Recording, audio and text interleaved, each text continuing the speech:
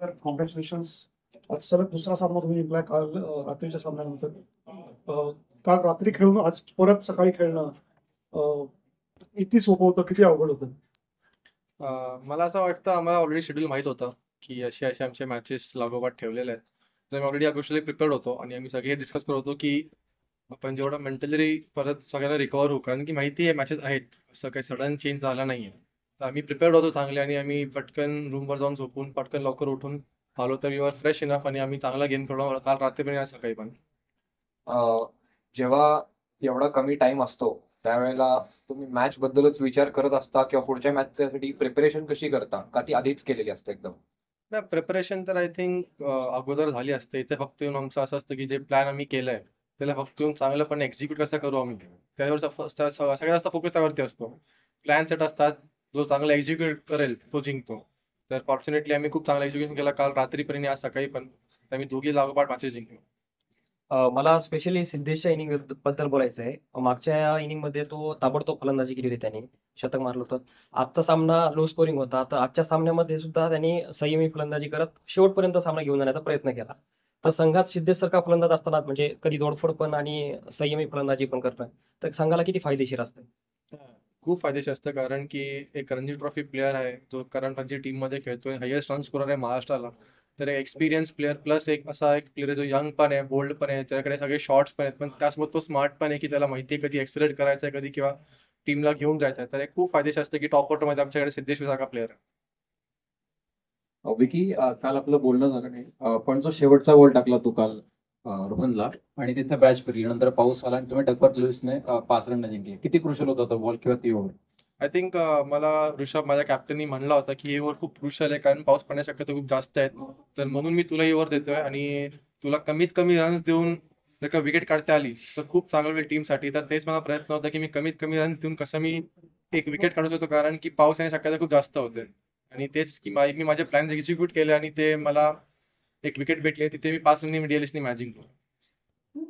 सागर, तुझ्यासाठी प्रश्न आहे. विकी, पाऊस आल्यानंतर तू बॅटिंगला गेलास आणि सीसो चाललं होतं त्यावेळेला काही वेगळे विचार डोक्यात होते किंवा ड्रेसिंग रूम मधनं काही वेगळे काय सूचना आल्या होत्या, असं काही होतं का? नाही, माझा थॉट प्रोसेस सिंपल होता. जस्ट माझा रेंजमध्ये भेटला की मी त्याच ओव्हरला मी फिनिश करायला बघेन आणि लकीली ते झालं. पण ते 3 सिक्सर्स जे होते ते फारच मस्त बसले होते. लकीली एक बसला तर मी ट्राय केलं की लागोपाठ फिनिश करूनच टाक. फिनिश करा. मी ऍड करेल की लकीली नाहीये. तिने गोष्टी खूप प्रॅक्टिस केली. मी त्याला बघितलं प्रॅक्टिस करताना. ह्या आम्ही दोघं पण या अशा प्रिपरेशनसाठी खूप प्रॅक्टिस करतो आणि लकीली नाही म्हणजे मी तिने खूप प्रिपेअर केल्या गोष्टीसाठी आणि तो नेहमी असं करत राहील असं मला वाटतं आणि तो नेहमी करेल ही माझी इच्छा आहे. मगाशी सागर म्हणाला की मला स्वतःला इनिंग खेळताना कार्लोस ब्रॅथवेटची 2016 T20 फायनल आठवली. तुम्हाला काय आठवलं इनिंग बघ? हा, आय थिंक तेव्हा मी आउट जस्ट झालो होतो तर तेव्हा मला काही सुचत नव्हतं आणि मी ब्लँक झालेलो. जस्ट आउट झालो होतो खूप क्रुशियल मोमेंटला. पण मी फक्त प्रे करत होतो की माझा मित्र जो आतमध्ये खेळतोय, सागर असेल किंवा तनय असेल, कुणीतरी मॅच जिंकून यावं कारण की माझी पण ती इच्छा होती. पण मी अनफॉर्च्युनेटली आउट झालो. पण सागरने जो इनिंग खेळला त्याला खूप करेज लागतं आणि खूप ब्रेव्हरी लागतं आणि त्यासाठी प्रिपरेशन होतं. जसं मी म्हटलं हे लकीली होत नाही. तुम्ही जेव्हा प्रिपेअर करता चांगलं तेव्हा होऊ शकतं आणि आय एम ग्रेटफुल की माझ्या मित्रांनी खूप चांगला नॉक घेऊन आम्हाला मॅच जिंकवलं. जेव्हा सागरनी पहिला शॉट मारला आणि तो हवेत गेला त्यावेळेस ड्रेसिंग रूम मध्ये काय भावना होत्या? तुम्हाला लगेच कळलं होतं की 6 जाईल का तुम्हाला असं वाटलं की अरे हा कशाला शॉट खेळला? बॉल जसा हवेत जातो तशी जरा धडकन पण वर खाली होतेच होते कारण की असं एकदम तो क्लीन बसला नव्हता पण तो पुरेशीर बसला आणि तेवढाच हवा असता क्रिकेटमध्ये. तुम्ही 100 मीटर छक्का मारा किंवा बाउंड्रीच्या बाहेर बॉल मारा 7 रन भेटणार आहेत. तर तेवढा पुरेशीर होता आणि तसंच म्हटलं मी प्रॅक्टिस केली, एक्झिक्यूट केलं आणि झालं. मला तुम्हाला दोघांनाही विचारायचं आहे, कॅप्टन ऋषभ बद्दल आणि कोचिंग स्टाफ बद्दल, सपोर्ट स्टाफ बद्दल तुम्ही काय सांगाल? लकीली आम्हाला खूप चांगलं सपोर्ट स्टाफ आणि कॅप्टन भेटलंय. बॉलर फ्रेंडली मी म्हणू शकतो. छक्का चौका लागले तरी तो बॅक करतो. I am grateful for that. आणि कोचेस बद्दल?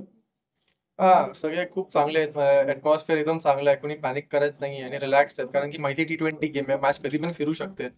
जसं आजच झाला ते त्यांना खूप चांगला स्टार्ट भेटला होता. ऑलमोस्ट 4 मध्ये त्याचा स्कोर 50 होता पण तिथून आम्ही जो कमबॅक केला आणि 140 मध्ये रिस्ट्रिक्ट केला तर अशा T20 मध्ये खूपदा होतं. तर हेच आम्हाला सगळे कोचिंग स्टाफ आणि सपोर्ट समजवतात की पॅनिक होऊ नका आणि फक्त तुमच्या प्लॅन्सला बॅक करा. विकी तुझ्यासाठी प्रश्न हा की अंडर 19 पासूनचा तुझा प्रवास सुरू झाला. इंडिया अंडर 19 वर्ल्ड कप जिंकून आलायस तू. त्याच्यानंतर या मोठ्या प्लॅटफॉर्मवर एमपीएल सारख्या मोठ्या प्लॅटफॉर्मवर खेळताना किंवा एका टीमचा आयकॉन प्लेअर असतो. त्याबद्दलच्या भावना काय आहेत? नाही, खूप चांगल्या भावना आहेत. कारण की अंडर 19 केल्यानंतर एवढा मोठा स्टेज भेटणं, स्पेशली आयकॉन प्लेअर म्हणून एका टीमचा, माझ्यासाठी खूप मोठी गोष्ट आहे. त्यासाठी मी रायगड रॉयल्सचा खूप खूप आभारी मानतो की त्यांनी मला एक आयकॉन प्लेअरसाठी त्यांनी मला एवढी मोठी ऑपॉर्च्युनिटी दिली. आणि प्लस महाराष्ट्र क्रिकेट असोसिएशनला मी खूप खूप थँक्स बोलतो. कारण की अशा प्लॅटफॉर्मवर आम्ही सगळे यंगस्टर्स लोकांना एक ऑपॉर्च्युनिटी भेटते आपला टॅलेंट शोकेस करायला. जसं आज दिसलं की सागरने 3 छक्के मारले किंवा मी 4 विकेट घेतले, काल सिद्धेश्वरनी 100 केली. अशी खूप सारे आउटस्टँडिंग परफॉर्मन्सेस तेव्हाच होतील जेव्हा ऑपॉर्च्युनिटी भेटते. तर आम्ही खूप ग्रेटफुल आहोत की आम्हाला एवढा मोठा प्लॅटफॉर्म दिला महाराष्ट्राने आणि हे असंच कंटिन्यू व्हावं आणि आम्ही अजून चांगले प्लेयर्स व्हावं हीच आमची इच्छा आहे. नाही.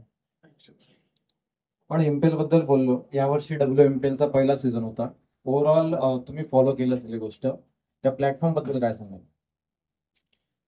आय थिंक इंडियामध्ये हा पहिल्यांदा असं झालंय की WMPL आपलं महाराष्ट्र क्रिकेट असोसिएशननी हे केलंय. तर खूप चांगलं इनिशिएटिव्ह आहे. ही कीप चांगलं अजून कंटिन्यू होत राहतात. विकी, तुला काय वाटतं? सेम आय थिंक जसं आम्हाला एक प्लॅटफॉर्म तसा मुलींना पण एक प्लॅटफॉर्म असायलाच पाहिजे. आणि ही जो प्लॅटफॉर्म महाराष्ट्राने दिला ते खूप खूप मोठी आहे सगळे यंगस्टर्ससाठी. आणि असंच ते इनिशिएटिव्ह कंटिन्यू राहावं आणि चांगले चांगले प्लेयर्स महाराष्ट्राला खेळावे आणि पुढे इंडियाला खेळावे हीच आमची इच्छा आहे. विकी, कला सिकेनेरो ट्रॉफीमध्ये 54 विकेट्स घेऊन इंडियाचा नंबर 1 विकेट टेकर झाला होता. एमपीएल साठी तुझं काय टार्गेट आहे? पर्पल कॅप आम्हाला बघायला भेटेल? नाही, एमपीएलसाठी मला हेच टार्गेट आहे मी माझ्या टीमला कप जिंकावा. पर्सनल काही गोल नाही आहेत माझे किंवा कारण की 2 वर्ष आले आम्ही एवढं चांगलं परफॉर्मन्स करत नाही. तर या वर्षी एक मनात ठेवून घेतलंय की फक्त ट्रॉफी जिंकायची. परफॉर्मन्स मॅटर करत नाही. जसं मी म्हटलं T20 गेम आहे, फनी गेम आहे हा. कधी पण मॅच फिरू शकते. फक्त एवढंच आहे की आम्हाला फक्त ट्रॉफी जिंकायची आहे.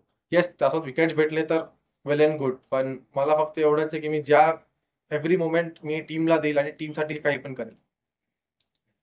Thank you both of you and all the best for the next matches in the tournament. Thank you.